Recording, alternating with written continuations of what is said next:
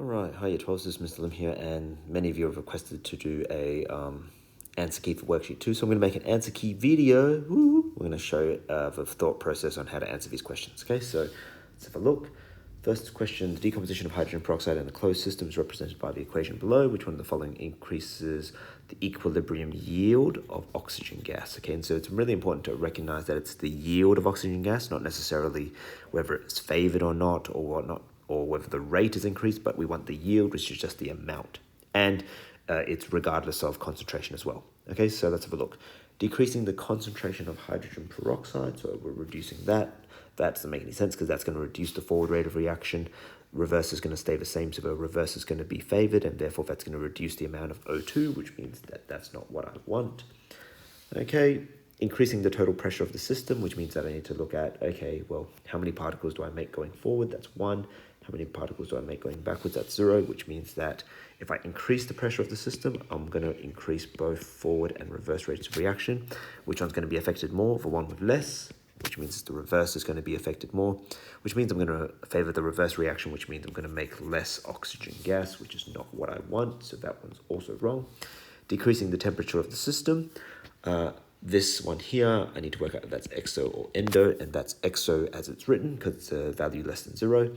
And so therefore, decreasing the temperature of the system is going to decrease both forward and reverse, but the reverse is going to be decreased by more, which means the forward is going to be favored, which means I'm going to make more O2, but we should check what the last one is, and the last one is adding an inert gas to the system, which is not going to affect anything. Inert gases do not affect equilibrium systems. Okay, so noble gases and inert gases don't do anything, so it is in fact C. Okay. All right, let's look at the next question. Sulfur can be obtained from hydrogen sulfide found in natural gas according to the equation below, blah, blah, blah.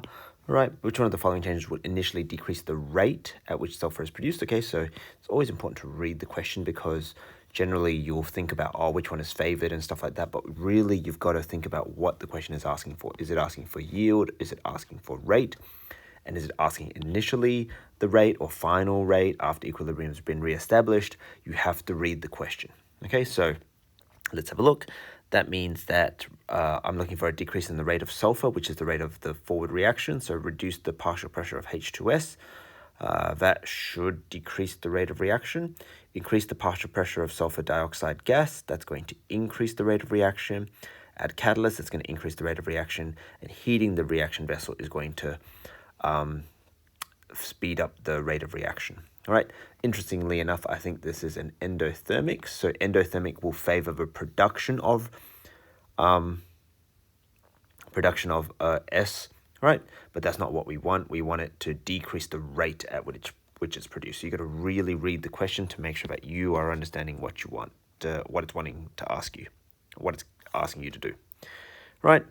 Equilibrium system below, blah, blah, blah. Okay, equilibrium constant for this reaction is this value, which is quite low, which is following statements is true for the system where the initial partial pressures of nitrogen and oxygen were equal to each other. So initial partial pressures are equal, nitrogen, oxygen are equal.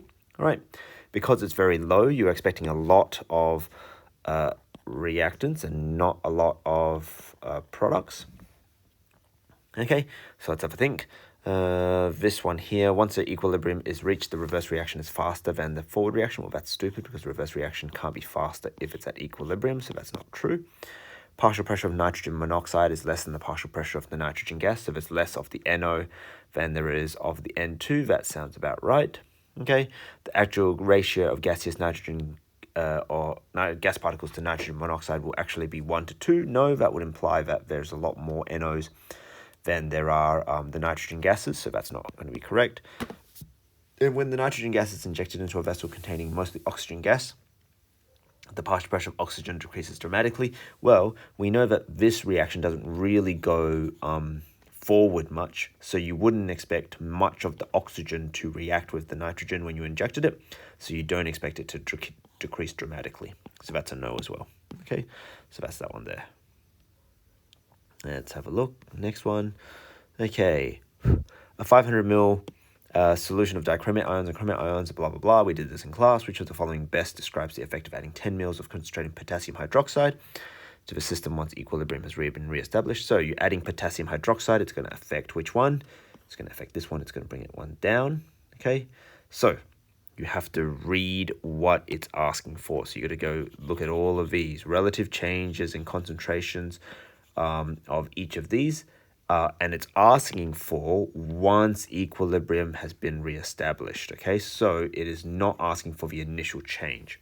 So when you add something which reacts with something else, and you decrease the concentration of one thing, you're going to reduce every single thing except for maybe the one that gets favored. So let's go through what happens here. So let's have a think. The forward rate of reaction is unchanged. The reverse rate of reaction will go down initially. Therefore, the forward rate of reaction is greater than the reverse rate of reaction, which means that the forward is favored. Okay, if the forward is favored, that means I'm going to have an increase in this, a decrease in this, right? And there's going to be an initial decrease of this, and then it's going to go back up, but not as much. Okay, so remember, it doesn't go up as much as it went down. So that's what we're looking for. So then we can see that increase in this, no, so that's not true. That one's not true, which makes that one not true. Decrease, yep, that's fine. No change, that's not going to be there, and that one's going to be fine. So we're going to only just do B and D. You expect the CrO4 minus to increase, so that's fine. You expect the H plus, remember it goes down, then it goes back up, but not as much, right? And so it's going to be more yellow, so that's the one that we want. So it is going to be B and not D. Okay, it's that kind of tricky idea of it goes down, then it goes back up, but not as much as it went down by. Got to remember that. The reaction between iron oxide with carbon monoxide is shown there. Which of the following changes to the system will initially decrease the rate of forward reaction? Again, decrease the rate of forward reaction initially. Okay, so let's have a think. Decreasing the volume of the reaction vessel. Nope, that's going to increase both rates of reaction. Decreasing the pressure of CO in the vessel, so that's removing some of the CO. So yeah, that should decrease the rate of forward reaction because the CO is here. Decreasing the Fe2O3 particle size, which will increase the surface area. So that's probably not going to decrease the rate of reaction. And decreasing the concentration of CO2 in the system is not going to affect the rate of forward reaction. So it's not that one either. So therefore it is B. Well, there's a lot of B's here. All right. Enzyme is a biological catalyst. Esters can be hydrolyzed as represented by the below thingy. All right. Okay. So in the presence of esterase, which one of the following is true for this process? So it's talking about catalyst esterase. Right. The position of equilibrium for reaction is shifted towards the right. Well, remember, reactions don't, positions of equilibrium don't change when you add catalyst. Catalysts don't change the rate, change the rates of reaction, but they don't change the position of equilibrium because they change the rate of both reactions equally. Right. The rate of forward reaction and the rate of reverse reaction both increase equally. That sounds about right. The rate of forward reaction increases more than the rate of reverse reaction. That doesn't sound right. Okay, because it should increase equally. And rate of forward reaction increases and the rate of reverse reaction decreases. That doesn't make sense either. Okay, so it is in fact B. Again, wow, that's really a lot of B's. Okay, so let's go through this. Silver chloride is very sparingly soluble in water, blah, blah, blah, blah, blah. Equilibrium system there. Okay, I think it's missing an arrow here, so that's probably where the arrow is supposed to go. Right, the equilibrium constant K is greater than 1, so that means you expect there to be more of these and less of these. That's fine. A student mixes the reactants only, so that's the reactants only at time 0. Doesn't say anything about products, so reactants at time 0. On the axes below, draw separate curves to show the concentrations of, okay, what you got? You got the NH3, which is over here. You've got the AgNH3 2, which is over here. Changes with time of the system approaches equilibrium. Time E1, clearly label your curve for that one and that one. Continue your curves from time E1 to time C. Okay, so you're starting with only reactants, so you're starting only with NH3, and then you've got to draw the NH3 and the silver the silver ammonium as well. All right, okay, so let's have a look. So remember, always start with the end in mind. So we're going to have the NH3 start at some value, doesn't really matter where, and it's going to end. It's going to go end here. Let's go make that there. Let me just check. I don't want to make it change too much if it's not going to have a good stoichiometric ratio. So there's a 2 to 1 ratio here. So there's no coefficient there. So it's a 2 to 1 ratio. So this can be fine. So I'm going to draw this with the end in mind. Okay, whoops. Probably could have done better on that one. But the idea is that you want that to be straight. Okay, and I would use a ruler here if I had one, right?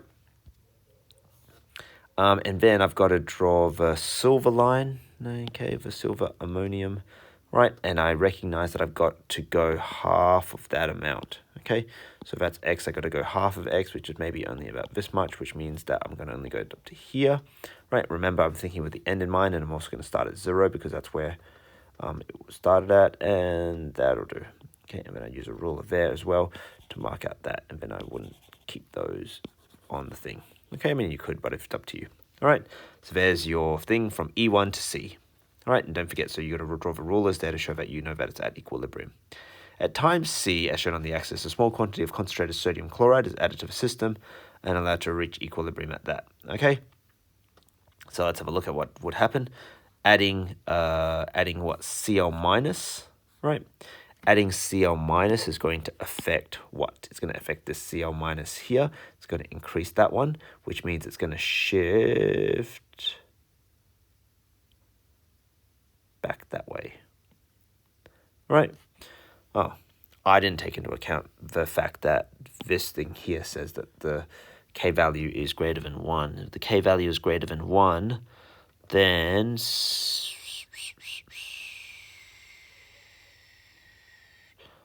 that value, these two values combined must be, when they multiply, they must be greater than this squared. Okay, so they should be, oh no, it's greater than 1, so therefore I need to have more than that, so that means I need the AgNH3 to be greater than the NH3, because if they were equal, then they would be squared. So I need to have the blue line go over the red line, okay, which is not useful. I got to do that better then. Okay, cool. So I'll just redo this. Okay, I got to redo this. Draw that with a larger decrease. Okay, maybe I'll start over here and I'll go down lots. Okay, and draw a line there. If that is X, then this has got to still be half of X. Oops. This is still going to be half of X, but since I drew it such a large amount, half of X should be go, maybe, no, that's half of X. Yeah. No, I haven't drawn that very well, have I? That's okay, that's about half of that. All right, so you would draw that to about there. Okay. And just remember that these have to have rulers lines there as well. All right, so anyway, I've added more Cl minus, which means I've pushed, or I'm gonna, okay, if I add Cl minus, that means the reverse rate of reaction is gonna go up, the forward rate of reaction is gonna stay the same. That means that I'm going to favor the reverse rate of reaction is greater than the forward rate of reaction, which means that I'm gonna have more reactants than products. Okay, so this line is going to go down. Okay, there-ish, and this line is going to go up, there-ish, there. Okay, and then you can draw beyond that line as well with ruler. Okay, that's the idea there. Okay, see how you go. I think that's it for that one there. All right, so you can have a look. That's roughly what it should look like. Yeah, I think that's right with the relative amounts of everything. We'll see how. All right, so Let's have a look at this. Next one. Lactic acid is produced by muscles during exercise. It's found many things. There's the equilibrium reaction. Okay, so the equilibrium reaction is quite low, so I'm going to expect lots of this and very few of these. Okay, so that's the equilibrium constant. Say whether the ratio of organic products to organic reactants will be equal to less than 1 or for the system at equilibrium at 25 degrees Celsius. Products to reactants, you'd expect that ratio to be less than 1. Okay, less than 1. Because if you expect a product ratio, reactants ratio of like 100 to 1, that's effectively 0.01, which means that it's going to be much lower than 1.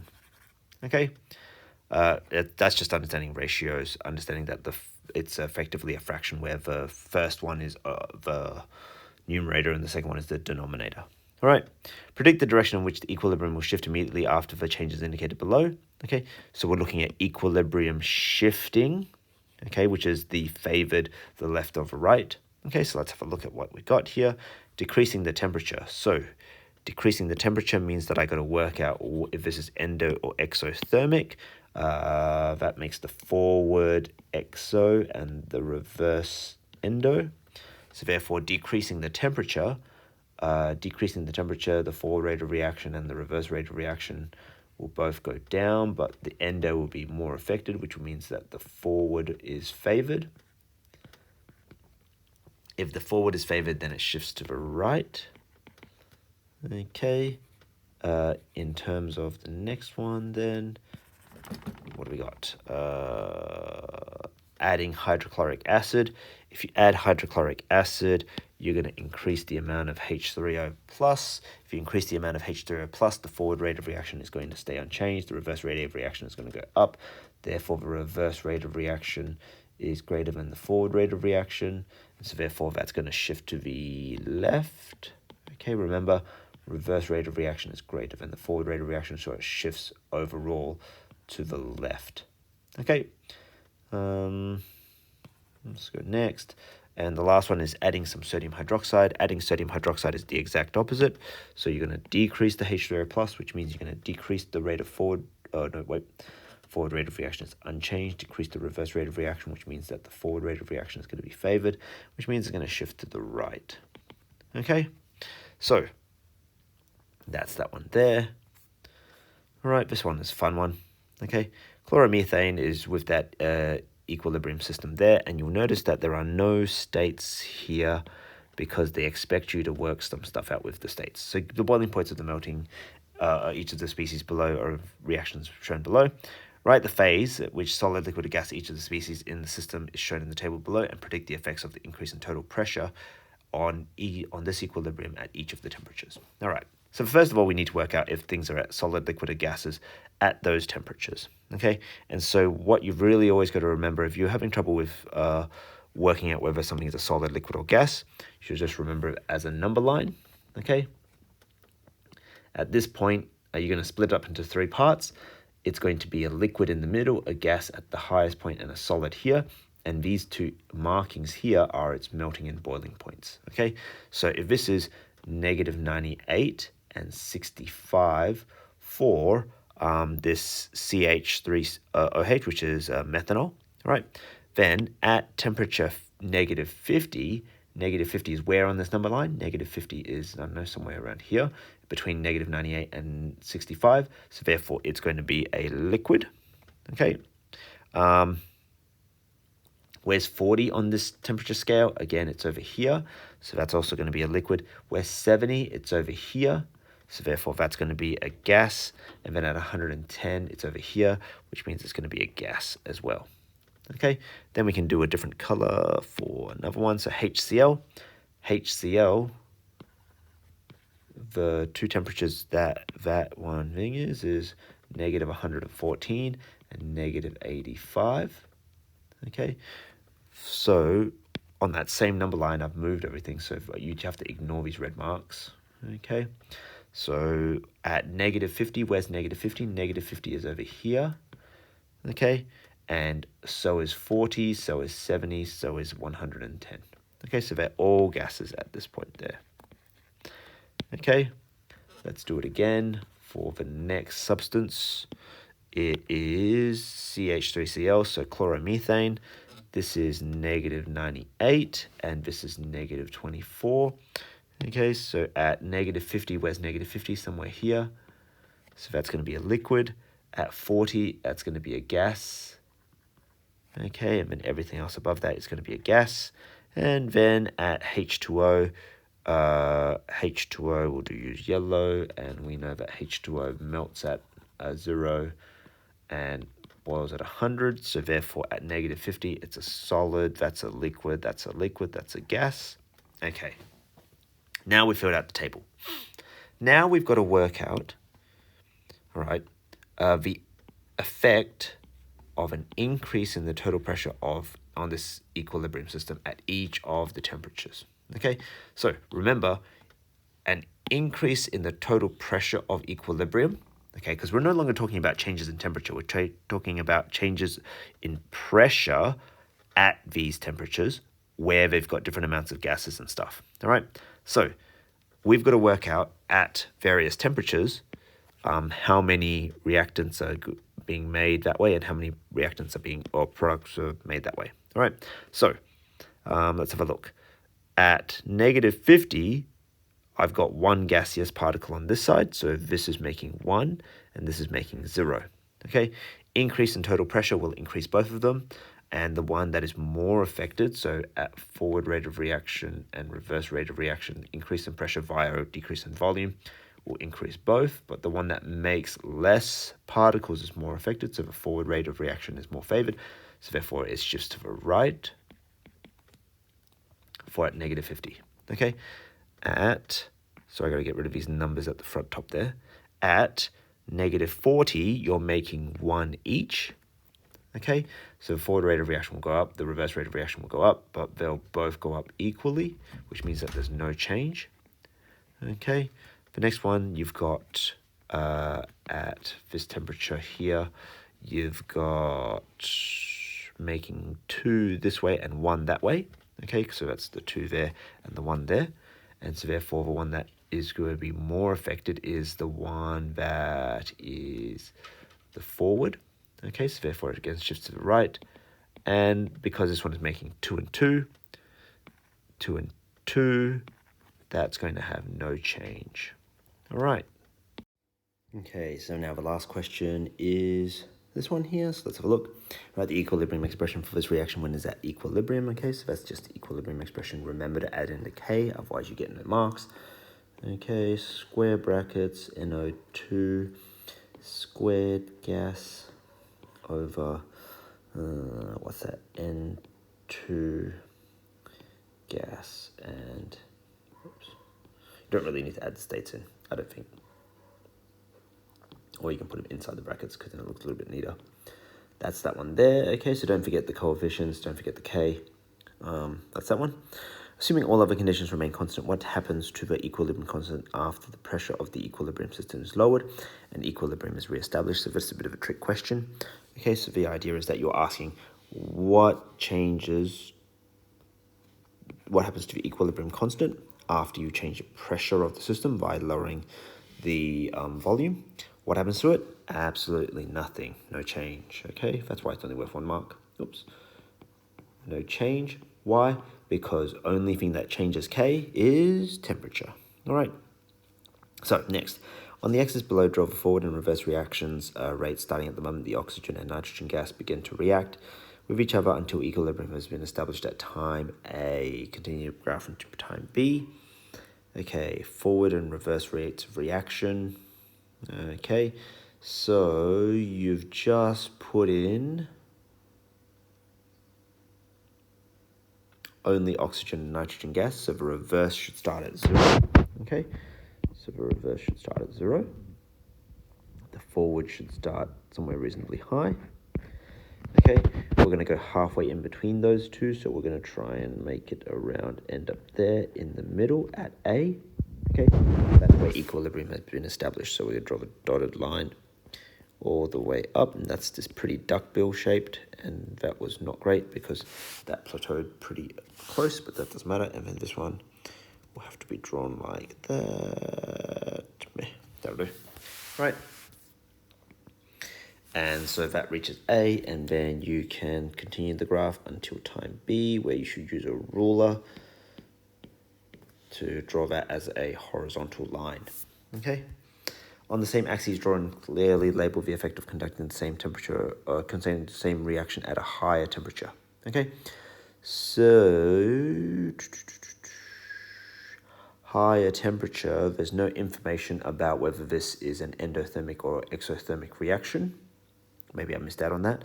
But the idea is that if it was endo or exo, you'd have a different amount of forward and reverse rate of reactions, and so therefore you might change how you draw it. But I'm just going to use a different pen. If you conduct this at the same higher temperature, you would expect it to reach equilibrium faster. Okay, so you might draw another dot here where equilibrium is reached faster. You've got the same amount of reactants and products, so you just end up drawing that line faster, and then the other one the other way faster. Okay, right, that's that one there. Okay. On the axis below, draw separate curves to show how the concentration of the three gases change with time. Starting at the moment, the oxygen and nitrogen begin to react with each other until the system reaches equilibrium at time E1. Continue the graph from time E1 to E2. That's the flat lines. Just assume that the initial concentrations of oxygen and nitrogen are identical. Label clearly each the line for each gas. Okay, cool. So let's just have a quick look at that. It's N2 plus 2O2 goes to 2NO2. So let's just write that down quickly because we need to know the stoichiometric ratios. So N2 plus 2O2 goes to 2NO2. Okay, so that's that. So I'm going to need to have, if I assume that N2 and O2 start at the same point, okay, so let's just draw a point here. Let's just say that the N2 goes to here. Okay, that'll do. And I'm going to use a ruler here to draw that line there. And I'm going to say that that's N2. If they start at the same concentration, the O2 should drop by double the amount. So that's 1, and so therefore that's roughly 2. So I should consider it going down to there. So I should draw that one there, and that's a ruler there as well. That one's O2. And then I need to draw the NO2. Okay, so that's roughly 1. Yeah, 1, 2. Yeah, so round about there. And so you draw it from 0 here until you reach equilibrium and plateau out. Okay. If I had the chance, I'd probably use a proper ruler and actually measure out those distances and then get it right.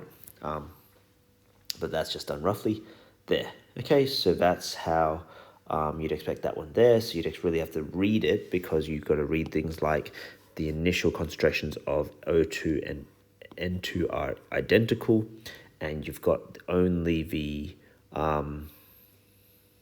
oxygen and nitrogen at the beginning. Okay, that's why you start with no NO2. At time E2 shown on the axis, the reaction vessel is doubled in volume, which means that the concentration is doubled. Okay, the system is then allowed to each reach equilibrium at time E3 on the same graph above. However, concentrations of gas would change, blah, blah, blah. Okay, so then we have to look at the reaction here. And we say, okay, well, going this way, you're making 2 particles. Going this way, you're making 3 particles. So when I double the volume of the container, so volume increase leads to concentration decrease, which means that the forward rate of reaction and the reverse rate of reaction both go, right? The reaction vessel volume, double volume, yep. So both of them go down. Which one is affected more? The one that makes less particles, which is the forward reaction. And so the forward reaction will go down more, so therefore it's going to favor the reverse rate of reaction will be going faster than the forward rate of reaction. Okay, So if that's the way that it is, then I've got to make more of the reactants. Yep, more of the reactants. That's what I've got to do. Up of that, more of that, and less of that.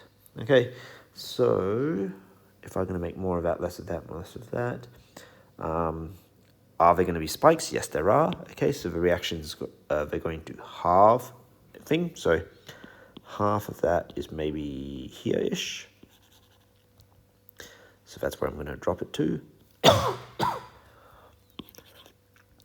Half of the blue one is maybe down to here-ish. Okay, so that's the blue one. That's that one there. And then half of the green one, maybe that's maybe down to here-ish. So here-ish. That's, nope. Oops, didn't mean to do that. That one goes down to there. The blue line goes down to there, and the red line, I don't know, maybe stops here-ish. Okay, so then we've got to say, okay, now that we've done all the spikes, now the reverse rate of reaction is going faster than the forward rate of reaction, so I expect more N2, more O2, and less NO2, so that's the NO2 is this one here. This needs to change by 2 effectively. Okay, so that's going to be 2x there, right? A 2 times change there. So does the O2, which is, I think, the blue one. Yep, the O2 is the blue one. Right, so that's going to go up by 2 units. So maybe there. That's where it's going to end up. So you draw that line there. Don't forget to go past it and show that it's at equilibrium using a ruler. Okay, whoops. And then this N2 only has to go up by 1 of those units, so half as much as the other 2. So it might go up to about here-ish. Okay, and that's going to go up by that. Okay, and so you would make sure you extend that as well past there. Okay, and that would be what it would look like there. Okay, what does the stability of the composition indicate about the equilibrium constant and the energy requirements of the reaction between that? Okay, now I think that this question here was supposed to say that it had a very low K. If it has a very low K, you would need a large energy requirement to react this, and the equilibrium constant would be very low because it's the stability of the composition, which means it doesn't change a lot, which means that it's unlikely to react. But I think that's what it meant. I can't remember where this question came from, and wasn't really sure about what other information might have taken out of it. All right, so that's all for that one. Hopefully you've followed along and you can see how I think about answering these questions. Okay, make sure you do the other worksheets as well. Get through as many as you can before Wednesday. Adios.